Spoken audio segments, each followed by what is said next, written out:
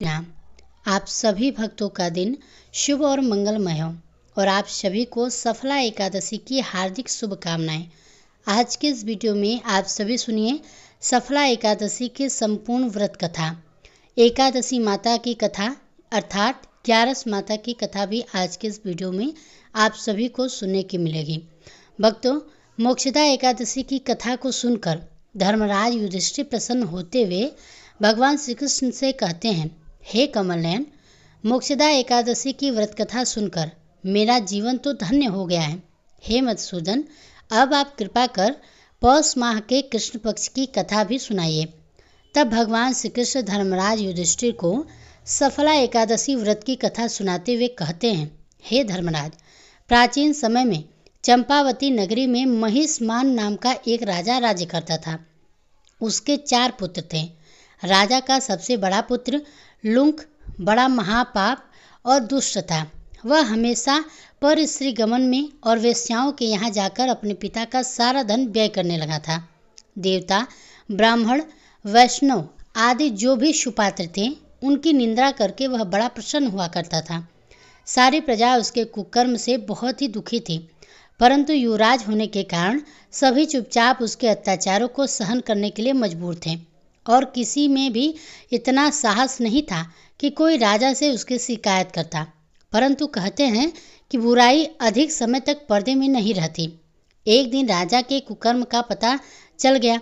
अपने पुत्र के बारे में सब कुछ जानकर राजा बड़ा ही क्रोधित हुआ और उसने उसी समय लुम्पक को अपने राज्य से निकाल दिया। पिता के द्वारा राज्य से निकाले जाते ही लुम्पक को सभी ने त्याग दिया। अब लुम्पक सोचने लगा कि मैं क्या करूं, कहाँ जाऊं। तब उसने रात में अपने पिता के राज्य में ही चोरी करने का निश्चय कर लिया। अब वह हर दिन में तो राज्य से बाहर रहता, रात होते ही अपने पिता की नगरी में आता और वहां पर चोरी आदि बुरे कर्म करने लगा। रात में वह जाकर नगरवासियों को मारता, उन्हें कष्ट देता और उनसे उनका धन छीन लिया करता। उधर जब वह दिन में जंगल में रहता तो वहाँ के निर्दोष पशु पक्षियों को मारकर उन्हें खा जाया करता। कभी रात में जब वह नगर में चोरी आदि करते हुए पकड़ा भी जाता तो राजा के डर से सिपाही उसे छोड़ देते। इस तरह लुम्पक दिन रात पाप, अत्याचार और जीव हत्या करने में लगा रहा। कहते हैं कि कभी कभी अनजाने में भी पापी इंसान भगवान की कृपा का पात्र बन जाता है। अनजाने में ही उससे ऐसे कर्म हो जाते हैं जिसके कारण भगवान को भी उसे आशीर्वाद देना ही होता है। ऐसा ही कुछ हुआ लुम्पक के साथ। दरअसल जिस वन में वह रहता था वह वन भगवान को भी बहुत प्रिय था। उसी वन में एक प्राचीन पीपल का वृक्ष था और उस वन को सभी लोग देवताओं का क्रीड़ा स्थल मानते थे। सभी लोग यह मानते थे कि उस वृक्ष के सभी देवी देवता गणों का वास होता है। वन में उसी पीपल के वृक्ष के नीचे महापापी लुम्पक रहने लगा। कुछ दिनों के बाद पौष मास के कृष्ण पक्ष की 10वीं तिथि के दिन वस्त्र न होने के कारण लुम्पक तेज ठंड से बेहोश हो गया। ठंड के कारण वह रात भर सो नहीं पाया। उसके हाथ पैर भी अकड़ गए। बड़ी मुश्किल से उसकी रात बीती, किंतु सुबह सूर्योदय होने पर उसकी मूर्छा नहीं टूटी और वह दोपहर तक ऐसे ही बेहोश पड़ा रहा। सफला एकादशी की दोपहर तक वह पापी ऐसे ही मूर्छित पड़ा रहा और जब दोपहर कहीं जाकर सूर्य देव की तपन से उसे कुछ गर्मी मिली, तब दोपहर में कहीं जाकर उसे होश आया। तब किसी तरह बड़ी मुश्किल से अपने अंदर हिम्मत बटोरकर लुम्पक वहाँ से अपने भोजन की तलाश में चल पड़ा। अब जब भोजन की तलाश में चल पड़ा तो उसके अंदर इतनी भी हिम्मत नहीं बची थी कि वह किसी भी जीव जंतु का शिकार कर पाता।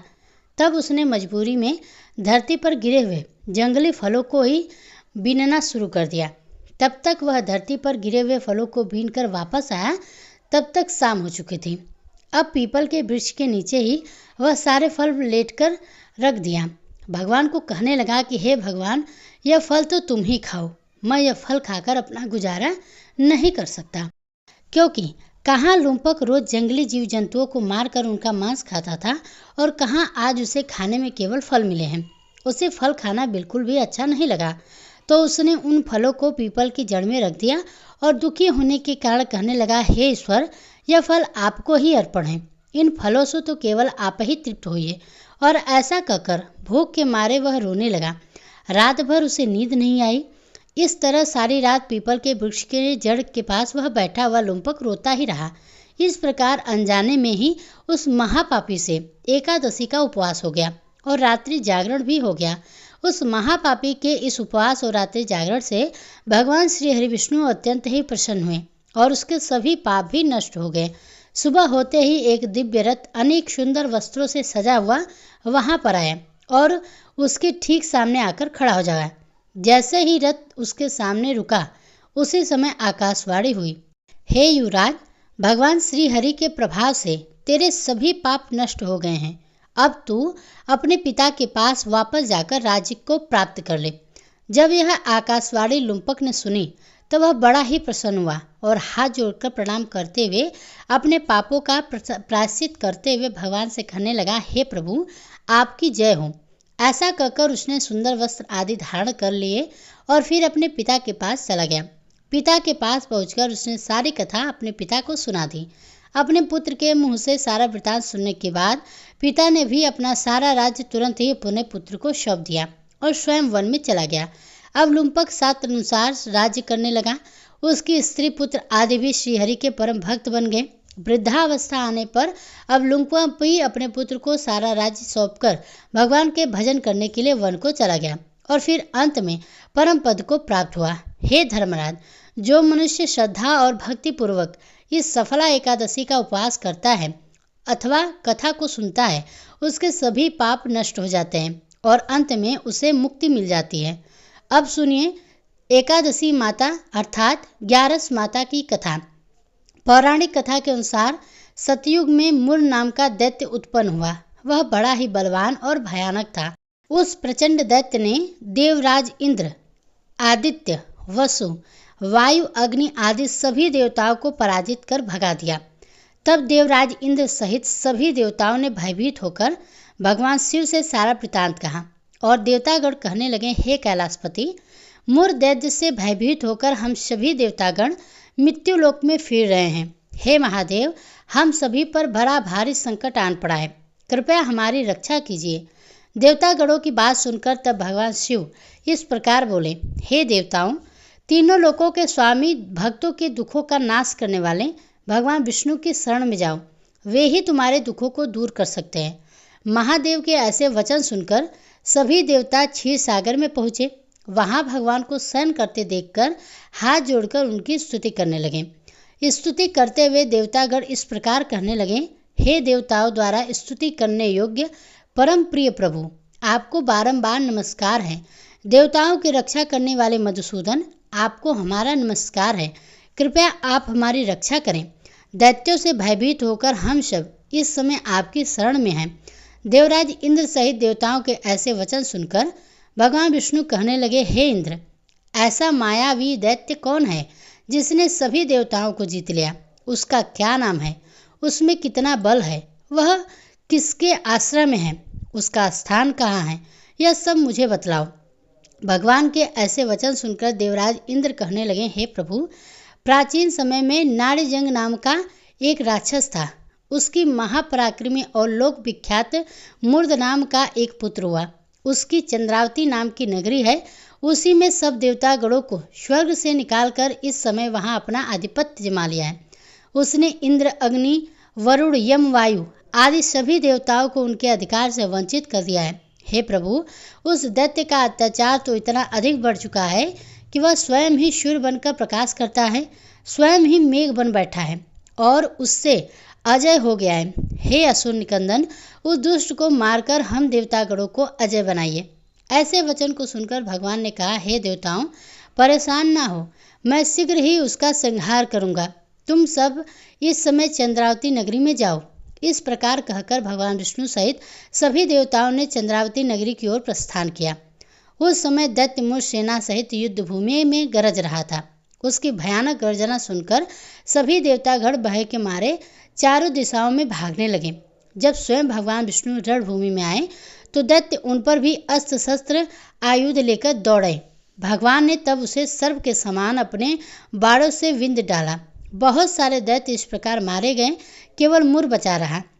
वह अविचल भाव से भगवान के साथ निर्भय होकर युद्ध करता रहा।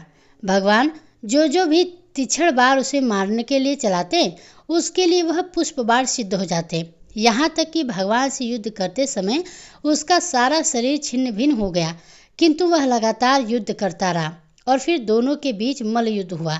100,000 वर्षों तक इस प्रकार कहा जाता है कि उनका युद्ध चला रहा, किंतु मूर नहीं हारा और ना ही थका। मूर से कई वर्षों तक लगातार युद्ध करने और युद्ध में थककर साथ ही अपनी माया रचाने के लिए भगवान विष्णु बद्रिका आश्रम में चले गए। वहाँ हेमावती नाम की सुंदर गुफा थी, उसमें विश्राम करने के लिए भगवान उसके अंदर प्रवेश कर गए। वह गुफा 12 योजन लंबी थी और उसका केवल एक ही द्वार था। भगवान विष्णु वह योग निद्रा की गोद में सो गए। देखते ही देखते मूर भी उनके पीछे पीछे आ गया और भगवान को सोया हुआ देखकर उन्हें मारने के लिए तैयार हुआ। तभी भगवान के शरीर से उज्जवल कांतिमय रूप वाली देवी प्रकट हुई।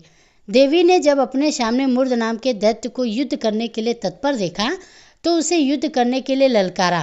तब देवी ने मूर्ध दैत्य से युद्ध किया और उसे तत्काल मौत के घाट उतार दिया। उधर जब भगवान विष्णु योग निद्रा के गोद से उठे तो उन्हें सारी बातें ज्ञात हुई। सब बातों को जानकर भगवान विष्णु देवी से कहने लगे कि हे देवी, आपका जन्म एकादशी के दिन हुआ है, अतः आप एकादशी के नाम से पूजित होंगी और आपके भक्त भी वही होंगे जो मेरे भक्त हैं। 11 के दिन अर्थात एकादशी के दिन जो भी भक्त सच्चे मन से मेरी पूजा करने के साथ साथ तुम्हारी भी पूजा करेगा, उसके घर में कभी अकाल मृत्यु नहीं होगी और हर आने वाले संकट से परिवारजनों की रक्षा हो सकेगी। ऐसा कहकर विष्णु भगवान अंतर ध्यान हो गए। भक्तों, यहीं पर व्रत कथा समाप्त होती है। आशा करती हूँ आप सभी को ये व्रत कथाएं पसंद आई होगी। पसंद आई हो तो वीडियो को लाइक कीजिएगा, साथ ही कमेंट बॉक्स में जय श्री हरि विष्णु लिखना ना भूलिएगा।